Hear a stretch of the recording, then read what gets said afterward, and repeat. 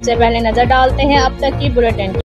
Deputy superintendent police تحصیل نور پرتھال فرخ سندھو نے کہا ہے کہ اللہ تعالیٰ کے فضل و کرم سے تحصیل نور پرتھال کا علاقہ مجموعی طور پر پرسکون اور پرامن ہے، بلکہ اگر اس علاقہ کو امن کا گہوارہ قرار دیا جائے تو ہرگز بے جانا ہوگا۔ ان خیالات کا اظہار انہوں نے نور پرتھال پریس کلب کے فاؤنڈر ممبرز کے ساتھ ایک طرفی نشست کے دوران کیا۔ انہوں نے کہا کہ یہاں پر مستقل تعیناتی سے قبل میں 3 مرتبہ بطور انچارج ڈی ایس پی اپنے فرائض منصبی سر انجام دے چکا ہوں۔ انشاءاللہ اپنی تعیناتی کے دوران میرٹ پسندی کے تحت سائلان کی داد رسی کی جائے گی۔